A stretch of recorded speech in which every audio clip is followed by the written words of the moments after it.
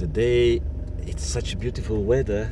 I mean, it's sunny, but half of the sky is covered. It's cloudy, some dark patches of clouds, but it's beautiful. You see the contrasts. You see a beautiful lighting because of the sun one side and the darkness on the other side. So you see on the left part of the screen there are a couple of patches, dark skies. So to me it's interesting because a few days ago I knew that this weekend I had planned some adventures, and on Friday afternoon I phoned the adventure center in this town and I said, okay, I'm trying to find out if tomorrow morning, which was Saturday morning, is going to be any adventure or not. He said, no, most likely not. It's going to be rain. According to the forecast, it's going to be rain a whole day. And I said, you know what? I'm going to talk to Jesus and I'll ask him to change the weather for me. And of course, I was joking, but in my head, I kind of wished for a good weather. So in the morning I showed up, not good weather. It was cloudy, low clouds. There's nothing that could help me to do that adventure. But when I was about to leave town, it got sunny, and I thought, whoa, it's like why it was not sunny in the morning? It's sunny now when I'm leaving. Then last night I thought, you know what, I'm going to be specific and I'm going to ask. I know someone is listening. I don't know, Jesus, God, I have no idea, but I believe some entity or the field itself is listening, and I'm going to be specific. And I thought, tomorrow around 11 I have planned the adventure, and I want, it's one thing is to want, another thing is to need, but I would like at least a window, like an opening in the sky to allow me to do that adventure. But of course I'm not pushing because it's optional. If I go for it, if I do it or not, whatever, I can do it another time. So the field knows the importance for me. And I don't know if it works because it seems that I have an opening. So I need to avoid these potholes here because I just got an alignment on my car. Wow, look at so bad here. So I got an alignment on my car, $135, and I replaced a couple of parts in the suspension, and now I need to avoid these expenses next year. So in any case, that was the kind of a short video, a thought that if you believe this thing work, you need to be specific. Let's say you want to have money or something, I don't know, but you have to know what you do with the money. You have to have a clear idea in mind and connect it to a dream or something that might help other people. It's not for your own benefit, like for your own entertainment or something like that.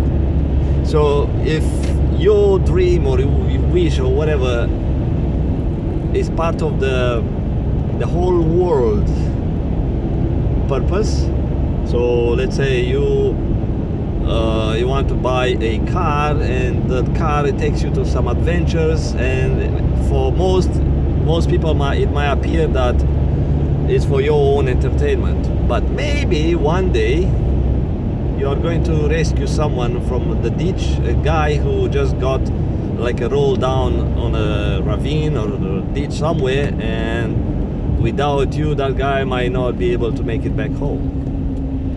So the fact that you have the car that you bought, it helps someone. So you are part of a bigger plan. So according to some theories, this field of gods does not see the time and space the way we see it. So you have a chain of events in your life, like a daily events, whatever, tossed events, and for you it appears that they are laid from the past to the present and to the future. So the future for you is not done yet, is something that you wait. But for those entities who arranged your world, it's like a pile of events all happening. Happening is something. It's like no past tense, no future. It's like you are a soul with a bunch of activities, adventures, and stories and stuff. And according to that, since there's no future, they know your future, because they see you as a pile of stuff that is going to happen from your point of view. Is going to happen because for you, from your point of view, it's going to be a future event. But for them, you know, look what's about this guy. It's he or his soul or her soul. It's a bunch of adventures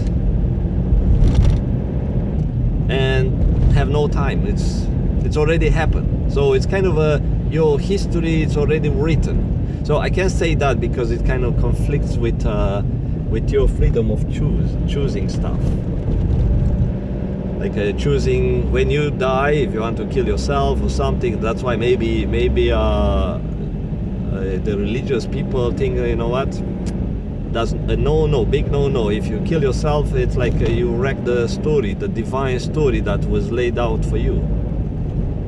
So you got the power, the choice, because you are a sort of a biological intelligence, like we call it artificial intelligence, the stuff that's made by people. But in divine terms, you are in an intelligence with you have some choices. Of course, you have pre-programmed stuff in you, but when you are given those choices, you may make wrong choices, like